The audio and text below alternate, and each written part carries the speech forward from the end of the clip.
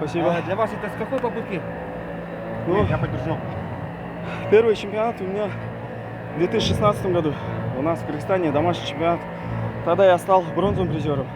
Второй чемпионат в 2018 году здесь. Тогда стал серебряным призером. И вот, наконец, альхамдулилля, стал чемпионом в этом году. Ваш основной соперник был, это, скорее всего, Герман Игнатьев, который боролись в третьем круге. Опиши вот эту схватку. Очень такая напряженная схватка была. Мощная. Ну, в мире якутская команда считается номер один. С ними тяжело было. Но мы тоже готовились. И благодаря своим тренерам, Марату Раматову, мы добились успеха. А также благодаря своему другу, хорошему мастер спорта России, чемпион России Петру Бурнашеву, Махтал Бро.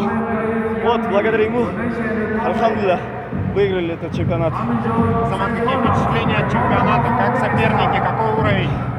Уровень просто, как бы, описать словами невозможно просто. Я вот нигде не видел такого уровня. И даже другие виды спорта так не проводят чемпионат мира. Здесь вообще все шикарно, грандиозно. Все классно было.